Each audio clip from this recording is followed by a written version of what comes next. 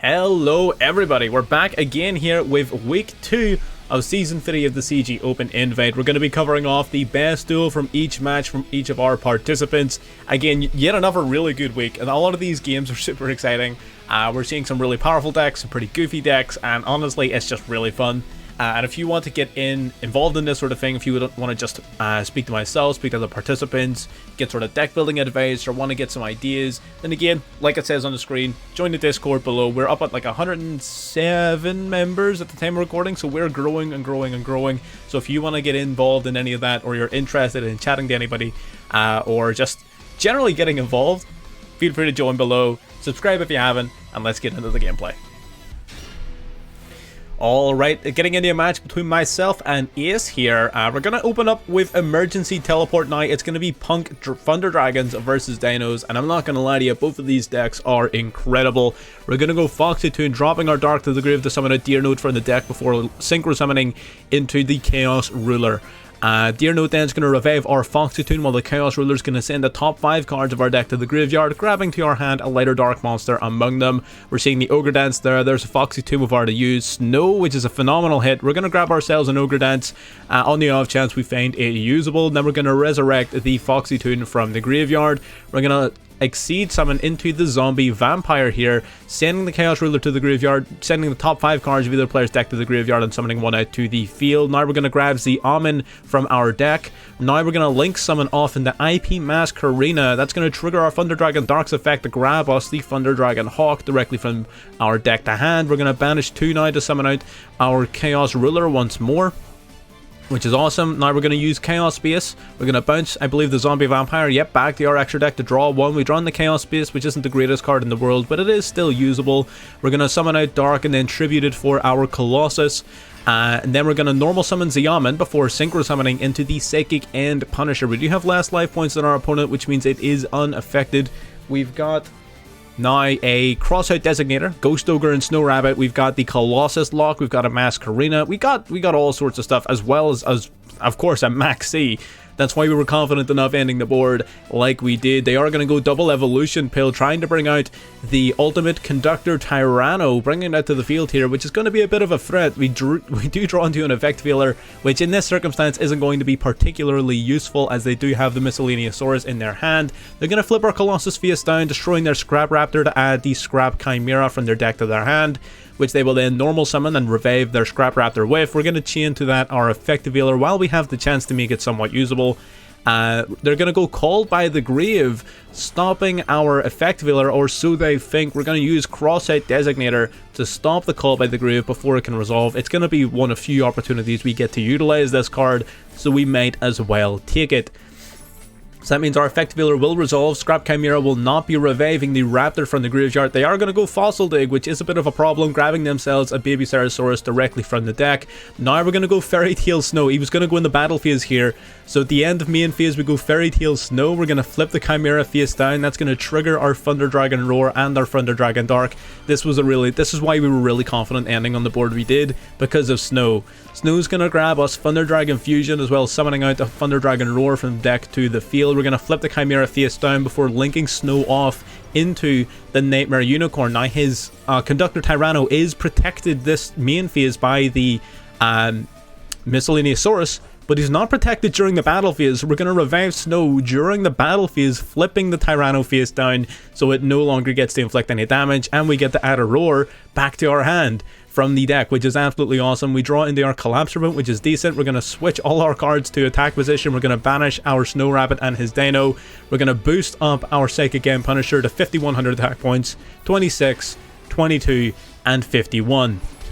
And there you go. It's as easy as that. We could have continued to combo off and went absolutely crazy there, but there was no point. The game was won, so we decided, you know what, we're just going to end it quickly. But no, that was a phenomenal matchup there. It was a 2-0 victory to myself there, but Ace performed amazingly throughout. Made a really solid effort to try and break that board. It was just a very, very difficult situation to be in. So absolutely well done. Really fun games all around.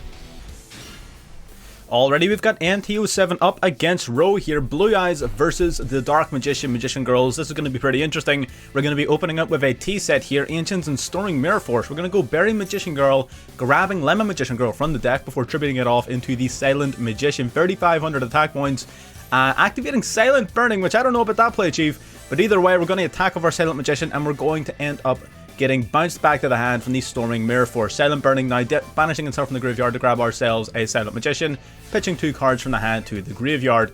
So we're just going to see if the amount of cards we gave our opponent there was worth it. We're going to go Dictator of these, sending the Blue Eyes White Dragon to summon itself out to the field, dropping now the Maiden to summon back the Blue Eyes from the graveyard.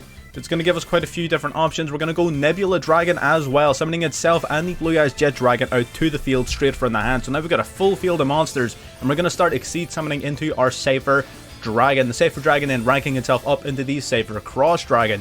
Now this is enough damage on board to go for game 4,000. 3,000 getting stopped by the Magi Karibo, summoning out a Dark Magician to block the attack. It is not quite game yet, my friend. We're going to take out the Dark Magician, activating the Magi Karibo in the graveyard to add itself back to the hand before taking 1,200 extra points of damage to the face. Now we're going to go Cypher Cross Dragon's effect, detaching 2 materials to protect any light monsters you control from being targeted before synchro summoning off into the Azure Eyes Silver Dragon. The Whitestone of Ancients as well in the graveyard, summoning out the Blue Eyes Jet Dragon from the deck. Quite a solid setup here. We're going to have to see if our Magician Girls can break it. It's going to be very, very tough. We're going to go Max C on the normal summon of the Rod here before tributing it off for another Silent Magician. When they go to attack though, Dictator of D chooses the attack target and it switches it to the Jet Dragon, which then bounces the Silent Magician back to the hand. Unfortunately, our Magicians here did not read their opponent's cards. They were bringing back a Blue Eyes White Dragon from the graveyard as well during the standby phase from our Azure Eyes Silver Dragon, and that is all she wrote. 3,000 damage to LaFace. Unfortunate, but there you go. If you needed any further evidence that Kaiba was better than Yugi in Dark Side of Dimensions, there you go. I don't know what else to say. So that is a 2-0 victory here to NT07. Very well played from both sides. Alright, ladies and gents, it's time for a quick lesson as to why gambling is bad for you. We're going to go with Gambler of Legend here with the guys ATTV against Silmill, flipping 3 tails, resulting in our Gambler here discarding his entire hand. So yeah, sucks to suck. That's why you don't gamble, and it's only going to get worse from here. We're going to flip up the Paths of Destiny as well as Blind Destruction. Blind Destruction has a bit of a cool ability where if you roll a dice and if it's between 1 and 5, you destroy all monsters with that level on the field. We're going to flip heads here for Silmill, and we're going to flip tails for our Zay here, meaning Silmill gains 2,000 life points and we take 2,000 points of damage. So every single coin flip that we've done so far, 4 coins thus far, have been tails and have acted to our detriment. That is why you do not gamble, especially against a deck as powerful as Code Talker. Silmill here now at 10,000 life points, summoning out the Code Talker, Microcoder and Signet Codec, activating their effects.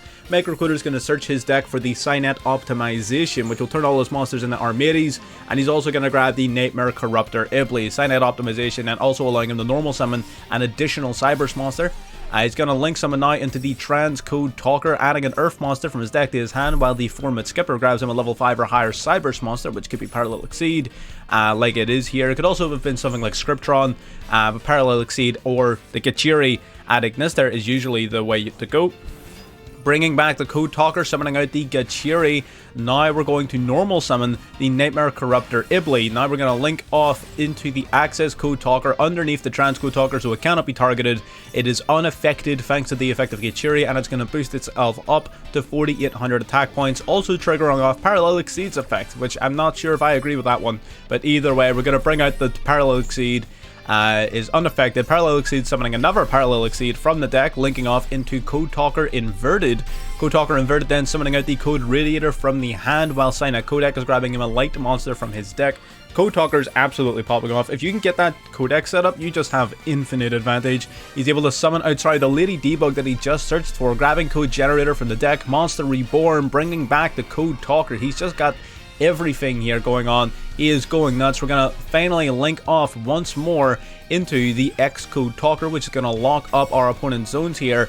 We're going to lock up one, then we're going to go Signet Codex. Signet Codex is going to grab us a Wind monster, while Radiator is going to reduce his Gambler of Legend to 0 attack points. I know what you're thinking, this is overkill, and you would not be wrong. This is pretty much as over gets, but we're still playing. We're going to go into Linkuriboh, and finally into the battle phase, attacking with Access Code Talker, and then finishing him off with the Transcode. There you go, easy dubs. I would say well played on both sides, but there really wasn't much playing on the other side. I can appreciate the attempt there. A 2-0 victory here to Silmill. It was gambling in both games, and in neither game it worked out. I can appreciate your dedication to the bit, my friends, and that's pretty much as far as I can say on the matter. Very well done though to both players, especially Silmill taking a 2-0 victory. Alright, now we've got Kaiba Grouper versus ICU, Eldritch versus Zombies. Let's see how well this one turns out. Let's see what the superior variant of zombies in fact is. We're going to go Unizombie now, pitching the Plague Spreader to the graveyard, grabbing itself back from the grave so we can link off into Vampire Sucker. We're going to activate Zombie Reborn, banishing our Changshi to summon another Changshi. I didn't realize there was two in the grave, wasn't paying attention.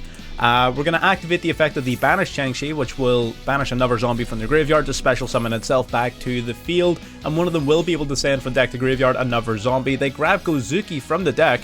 They're going to send Mizira before linking off into Access Code Talker. Very curious play going first here. Either way, boosting itself up to 4,300 attack points and passing turn. So it looks like our Eldritch player is going to take an early lead here. We're going to go Reasoning. This is game 2, so our zombie player knew what to expect here. They chose level 10 knowing they get hit a Golden Lord, but it going to the graveyard is in no way a limitation. They're just going to add it back to their hand here using its effect before summoning it out to the field. Now they're going to go for Forbidden Droplet, dropping the Cosmic Cyclone to the graveyard to negate and have the attack points of the Access Code Talker, meaning their Eldritch, the Golden Lord, is more than big enough to beat that Access Code Talker down. So it looks like our zombie player here is falling behind. Our Eldritch taking a very early lead, but again, it's still all to play for.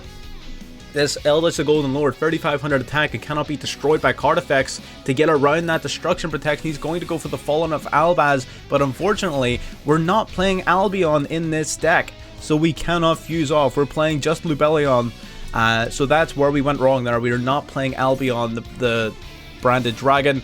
Our Albaz are going to get reduced to 0 here. It's looking like we're in a lot of trouble. Drawing into tactics though means that we're not going to generate much advantage this turn off of that, so we may be giving our zombies one more turn to act. We're going to go the Elixir of Black Awakening, summoning our third Golden Lord from the deck. And if we were playing the train package, this was game over. But we're not playing the trains, unfortunately, so we're just going to swing into with everything that we've got, and we're going to pass back to our opponent here. You've got 850 life points and a dream, and that dream seems to have come true here off of Unizombie, although Conquistador is going to very quickly pinch him. That's why we sent the Mizira earlier in the game to protect the Unizombie. Now, the Golden Land Forever is going to negate the summoning of Mizira back to the field, but that means the Unizombie is clean and good to go. We can activate its effect, increasing the level of that monster in the field. Sending Gozuki. Gozuki banishes Changshi to summon Ballardrock from the hand. Changshi, when banished, will banish another zombie from the graveyard to summon itself back to the field as well, triggering Ballardrock's effect to banish a monster on the opponent's field. We're going to banish that Eldritch in defense since it's just a little bit too big for us. We're going to go Zombie Reborn, shuffling Unizombie back into the deck to set itself back to the field. Unizombie now pitching the Banshee to the graveyard. Banshee now activating, grabbing Zombie World directly from the deck. All of a sudden, we're generating a lot of advantage, sending Glow Up Bloom as well to the graveyard, banishing it so we can special summon out to our field, Jacobolin. Now we're going to Synchro Summon into the Red Eye Zombie Dragon Lord, going into the battle phase here, taking out one Golden Lord, taking out two Golden Lords, and finally taking out the Guardian. It looks like our zombies are finally turning things around here. We're going to go Guardian of the Golden Lands here, banishing itself to set Elixir of White Destiny directly to the field. We do have the Face Down Triple Tactics talent. We draw into the Ace Dragon's Prison. That's a very powerful trap card. We're going to banish our Black Elixir and then chain to that our White Destiny. Jacobolin then activating its effect to grab a Eldritch the Golden Lord from our Eldritch graveyard. That also triggers Ballardrock to banish another one of the Golden Lords from the grave. So we banish one and steal the other. There's only one left in the Eldritch graveyard. That's going to make this very, very tough for our opponent to play through. We're going to go Conquistador of the Golden Land, now semi-limited, so you can play 2 of it. That's going to meet the conditions for our Triple Tactics talent to take control of a monster that our opponent controls. We're going to revive Unizombie here. What are we going to be taking? We're taking Balladrock. Of course we're taking Balladrock, but for some reason we crash the 2 into each other. Now, the reason that's maybe not the greatest play in the world is both of those monsters have the ability to revive themselves. So I don't know about that one, Chief. Jacobol and then making its way back to the field. We're going to go Zombie World here. Again, we already have it active. We're going to chain to Balladrock the Ace Dragon's Prison. That means we're going to steal it to our side of the field, and then we get the option to banish a monster on either side. We are in fact going to take advantage of that, banishing both Balladrock and the Jacobolon, switching the Unizombie to attack mode, banishing the final Golden Lord. Sorry, no, there's one left. Banishing that Golden Lord to bring back our Dragon Lord. Our Red Eyes back to the field.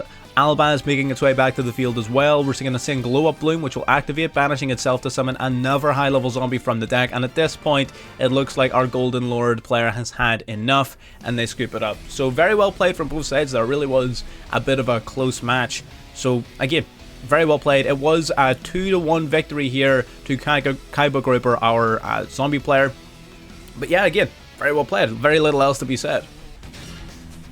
Already getting into Seymour Butts versus Yetis here. Valence versus Plunder Patrol. Now this is going to be a matchup here. We're going to go Small World into Shinome, the Valence Priestess. We're going to activate Shinome here. She's going to special summon herself out to the main monster zone, then add a Valence spell from deck to hand. We're going to grab Valence Wars, which will now activate, grabbing one of our field spells directly from the deck to the hand. We already have Senate Switch in our hand, so we're going to activate Senate Switch, moving our Shinome to another zone here, so it'll activate its other effect to search for Mad Marquis. Mad Marquis then activating before we use our field spell, placing the other field spell onto our opponent's field. So that's how that field spell works. We're going to roll a 6 here off of our guy's effect, checking the top 6 cards of our deck, and I believe we add one of them to our hand. A Valence card among them. Yep, we do. We're adding the Buster Baron. We're now going to activate another Nazuki. I'm trying to keep up with all these names here. Nazuki then moving the Marquis before Link summoning into Beyond the Pendulum. So many different summoning mechanics going on here. It's hard to keep up with. Kaiden, Kendo's Spirit then activating, as well as our Buster Baron. Both of them effects are of course negated until you Pendulum summon. Now that's going to activate Kendo's Spirit, adding itself back to the hand here before we go into Genesis Grand Duke. Finally, Link summoning off into Apollosa with 2400 attack points. Buster Baron making its way out for a Verte play. Verte then paying 2000 life points to summon out the DPE, Destroyer Phoenix Enforcer, making its way out and ending our turn. So we've got DPE and a 3-negate Apollosa to play through here. Let's see if Plunder can make it happen. We are of course going to go Foolish Burial right off the bat, sending the Enchantress from deck to graveyard before activating our Forbidden Droplet. Would have been interesting. Probably should have chained Forbidden Droplet to the Terraforming in order to, not the Terraforming, sorry, Foolish Burial, in order to send it as cost, but it is what it is. We're going to go Terraforming now, adding a field spell directly from our deck to hand. We're going to grab our Shipyard. Now we're going to activate the Rite of Aramis here, summoning out an adventure token, as well as playing Fateful Adventure directly from the deck on summon, grabbing us a Dracoback, of course. Now we can use our Fateful Adventure to drop the Dracoback to grab the Wandering Griffin Rider. Wandering Griffin Rider able to special summon itself out from the hand as long as our adventure token is on the field. Our Dracoback's going to add itself, or equip itself, sorry, back onto our adventure token from the graveyard. Our Griffin Rider making its way out here. Again, Apollosa and DPE activating their effects to try and get in here, but they have both been negated by Droplet at the beginning of the turn.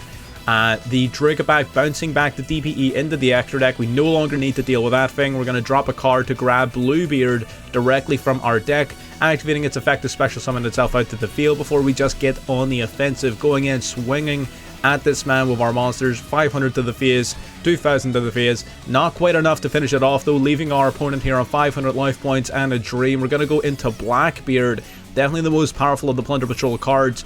Blackbeard's going to equip on the change itself into an equip card to summon out the Exceed monster from the deck. We're going to go Redbeard from deck. We've got Black Eyes as well. Black Eyes summoning itself out and adding a monster from graveyard back to hand. Plunder Patrols just loop like crazy. They're super difficult to keep up with. This deck is nuts.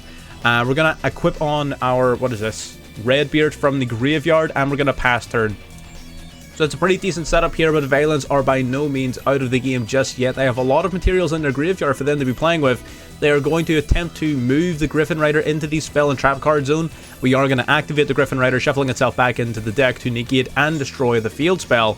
We're going to activate Valence Wars, then banishing itself from the graveyard to basically place a Pendulum monster from their extra deck onto the field. So now they can Pendulum Summon.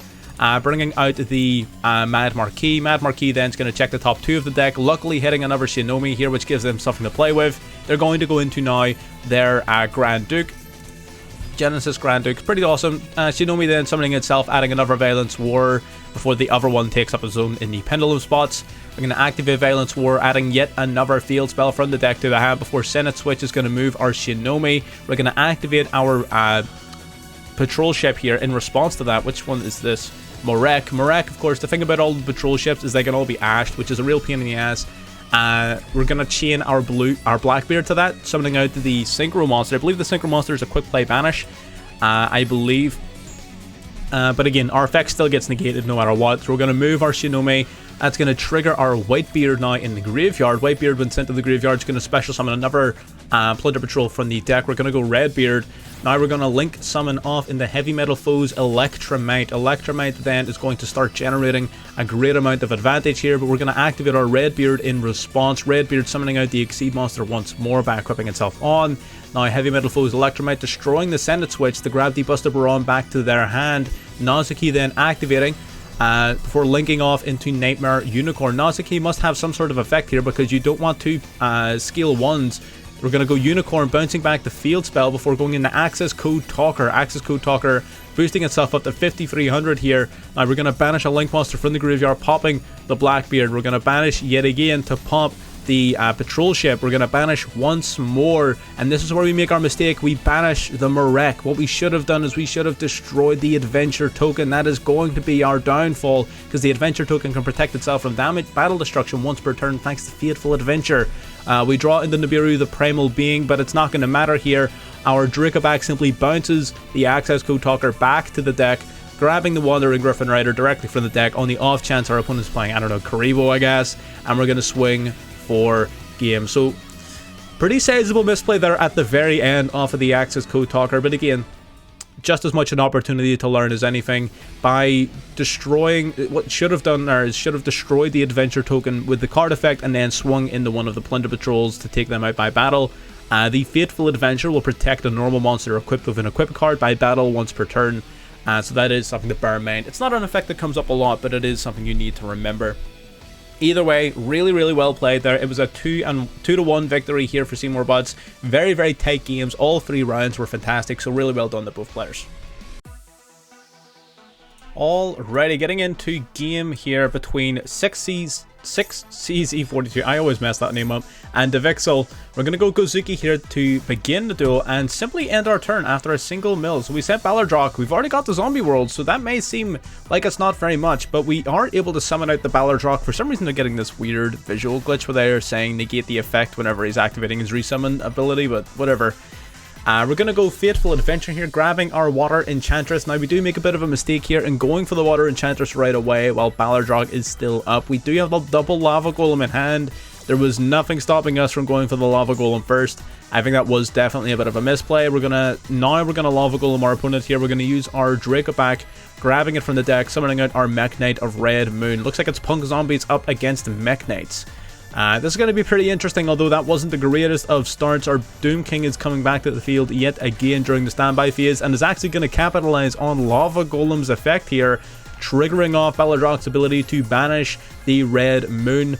Lava Golem then inflicting 1000 points of damage. Switching Lava Golem to attack mode, we're going to go Unizombie, sending Mizuki from the deck to the grave, banishing it then to resurrect the zombie like Gozuki. Gozuki then is going to send another Mizuki from deck to graveyard, and we're going to Synchro Summon into Chaos Ruler, the Chaotic Magical Dragon. So we're not utilizing our Punk cards very much here. We don't have very many of them available to us. We're going to go World Legacy Secret here, but we don't have any level 5 or higher monsters in our graveyard at the moment. Our Red Moon was banished. We're going to summon the Changshi to the field off of our Gozuki's effect. Then we're going to send the top 5 cards of our deck to the graveyard, adding the Foxy Tune from the deck to the hand. Now we're going to use Changshi's effect, sending the Mad Mauler, no Punk Deer Note then revealing itself in Foxy Toon to summon Foxy Toon out to the field. Now we're going to Exceed Summon into the Zombie Vampire. Zombie Vampire sending the top 4 cards of both players' decks to the graveyard, summoning out Unizombie to our field here, sending Zombie World to boost up its own level to 4. Baron de Fleur now is going to be coming out to the field. Baron de Fleur popping World Legacy Secrets and providing us with more than enough damage to go in for game. So we're going to finish it off here with 3,000 attack points. So there you go. Really straightforward game. Unfortunately, our Mech Knight player did not get quite lucky enough to get playing the game, but it is interesting to see a strategy like that in play. There was definitely potential there. It just didn't work out on this occasion. I'll look forward to seeing this deck again, to be perfectly honest. I feel like Mech Knights are going to be even better with the upcoming Crystal Beast support. I feel like that's going to be a pretty interesting strategy to be playing. But again, very well done to both players. It was a 2-1 victory to 6CZ42 over the Vixel. But again, both players performed very admirably. Alright, getting into a match between Super Idol and Tyson 10 here. Looks like we're Speedroids versus Crusadia. Crusadia, of course, being very powerful. It beat my ass last week. We've got Speedroids here bringing out, basically flooding the field, which is what they do. We're going to go Terror Top here. Terror Top grabbing the Car Turbo out from the field here. We're going to Synchro Summon into Baron de Fleur, putting up a negate. I believe they were able to be hit by Nibiru there, but I think now they're not, of course, now that they have the Baron. We're going to go Car Turbo then. The Rubber Band Shooter is going to banish a Synchro monster from the extra deck to grab 2 Speedroids, different names, adding one to hand, sending the other to grave. We're going to summon out the Double Yo-Yo, which will resurrect the Red Eye Dice. Now we're going to Synchro Summon into the Clear Fast Dragon, the Clear Wing Fast Dragon, before Synchro Summoning again into the Crystal Wing Synchro Dragon, and we're going to end our turn here with a Monster Negate and an Omni Negate and Nibiru in hand. Our Baron's going to get immediately tributed for the Star Destroying Kaiju. We're going to normal summon our 4 Mid-Skipper before linking off into Lingaribo. Now our Parallel Exceed is going to activate, but the Crystal Wing Synchro Dragon is going to be stepping in here to stop it, negating and destroying it, gaining 2,000 attack points in the process. We're going to special summon out Crusadia Arborea before linking off into Regulex, summoning Leonis before going into Nightmare Unicorn finally.